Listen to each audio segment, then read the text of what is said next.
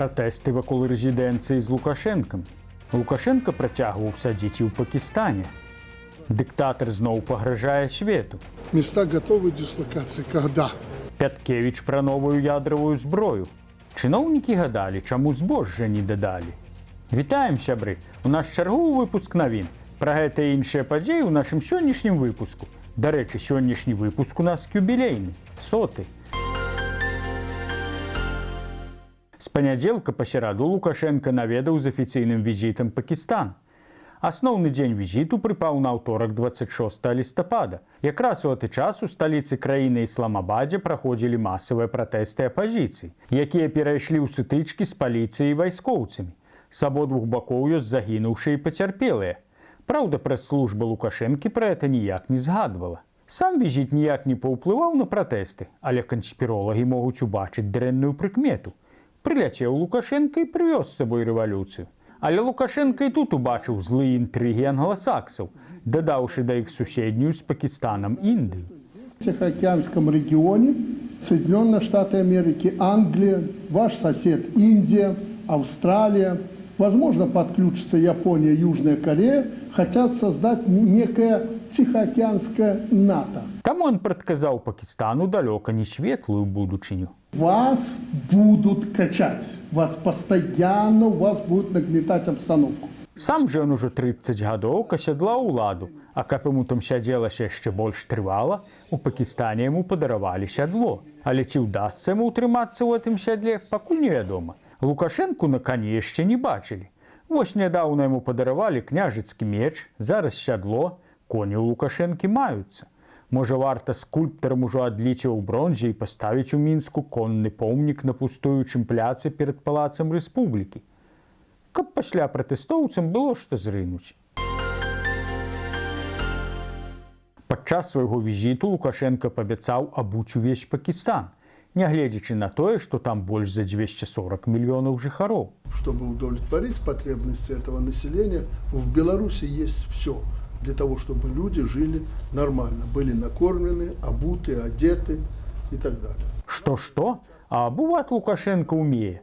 І Расею, і Захад, а зараз вось вырашыў яшчэ і Пакістан. Таксама он працягваў саджаць, знаходзячыся нават за некалькі тысяч кіламетраў ад Беларусі. Праўда, на гэты раз он садзіў усё ж не людзей, а дрэва.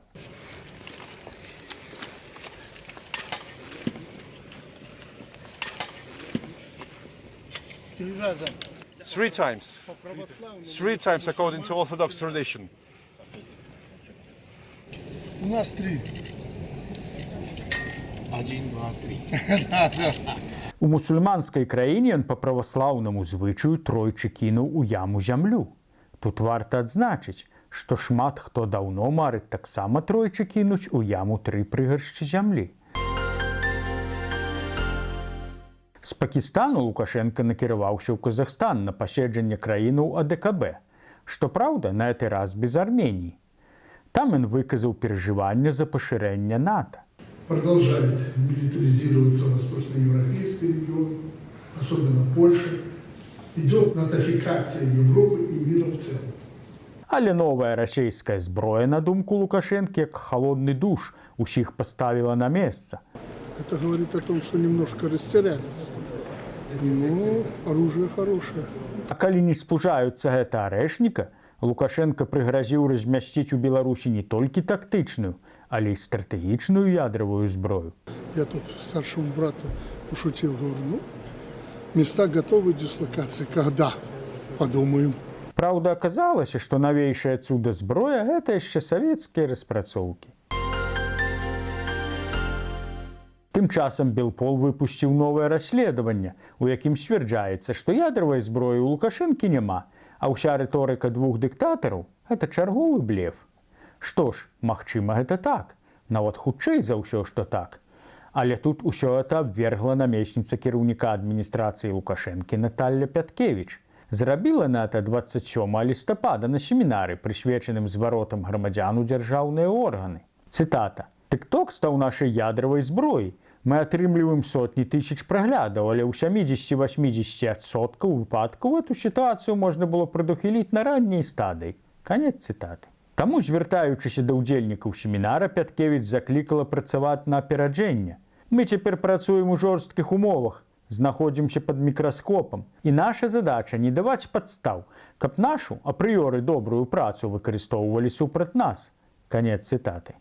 А вы як лічыце, сапраўды эта праца добрая апрыёры? Ці ўсё ж так лічаць фантазёры? Пакуль Лукашенко паляцеў на поўдзень, на поўначы краіны ў Віцебску 26 лістапада адбылося пасяджэнне, у якім прынялі ўдзел 3 міністры, 2 старшыні, 2 намеснікі і 1 памочнік. Высокія начальнікі думалі, гадалі, чаму збожжа ў каравай не дадалі. І такі знайшлі галоўных зламыснікаў, якія перашкодзілі Віцебскай вобласці атрымаць дастойны ўраджай зерня. І імі аказаліся нават не збеглыя беларусы, на якіх зараз вешаюць усе пралікі і няшчасці. Тут начальства задзерла галову і паглядзела вышэй. Гэтымі шкоднікамі аказаліся сонца, дождж і вецер. Міністр сельскай гаспадаркі Анатоль Ліневіч так і сказаў: не дабралі пэўную колькасць збожжа, але ўмовы года гэта не дазволілі зрабіць. На наступны год, я спадзяюся, даручэнне кіраўніка дзяржавы выканаем. Канец цытаты. Гэта ва ўсім свеце ўраджай расце дзякуючы прыродным умовам. Таму ж сонцу, ветру і дажджу. А ў чыноўнікаў ён расце чамусьці насуперак ім. Памятаю, казаў у нас адзін вясковец, што сельскай гаспадарцы перашкаджаюць 4 чыннікі. Гэта зіма, вясна, лета і восень. А вось начальнікі ў Віцебску знайшлі ажно 5. Засталося толькі іх вырашыць, для чаго трэба ўзмацніць, спыніць і павысіць.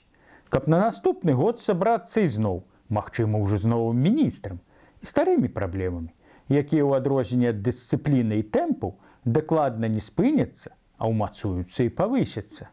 Хаця знайсці вінаватых у іх было б вельмі проста. Дастаткова азірнуцца вакол сябе. Чыноўнікам у Віцебску варта было б падключыць папоў для змагання з прыродай, а то нешта ніводна на пасяджэнні не было відаць.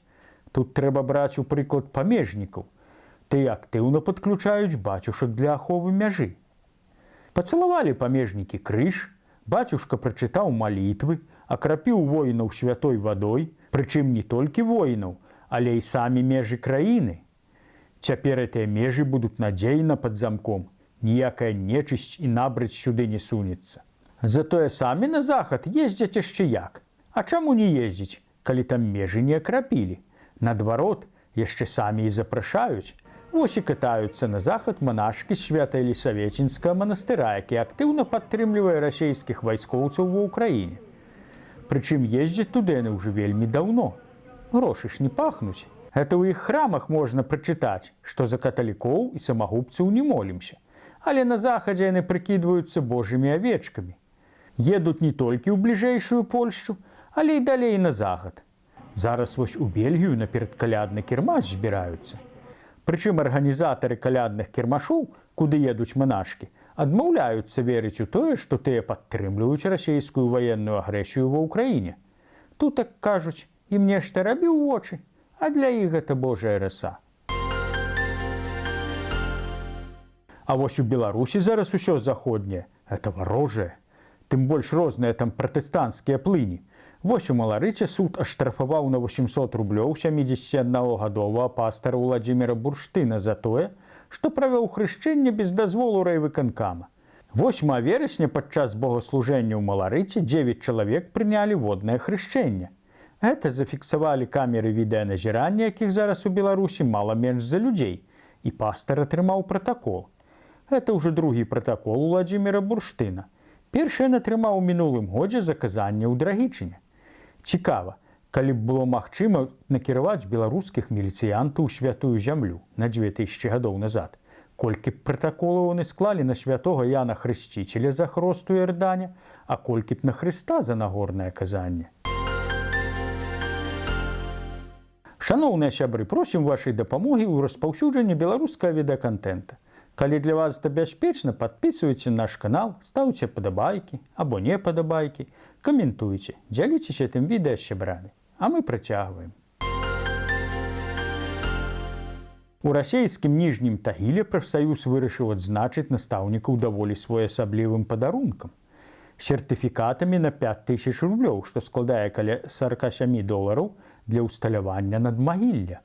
Прадстаўнікі прафсаюза назвалі это праявай павагі і дапамогі, аргументуючы, што такі падарунак можа спатрэбіцца ў складанай жыццёвай сітуацыі. Акрамя таго, яны адзначылі, што прапануюць настаўнікам і іншыя зніжкі, напрыклад, на пуцёўкі ў санаторыі.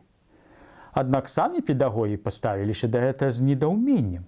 На іх думку, такі падарунак выглядае недарэчна, асабліва напярэдадні Новага года, калі можна было б прыдумаць нешта больш прыемнае і адпаведнае святу. Відаць, прафсаюз лічыць, што жыццё настаўнікаў у Расіі настолькі складанае, што лепш адразу рыхтавацца да вечнага адпачынку. Можа, наступным разам настаўнікам уручаць рыдлёўкі, каб адразу самастойна пачаць падрыхтоўку да пахавання. 27 лістапада споўнілася 104 гады слуцкаму узброенаму чыну.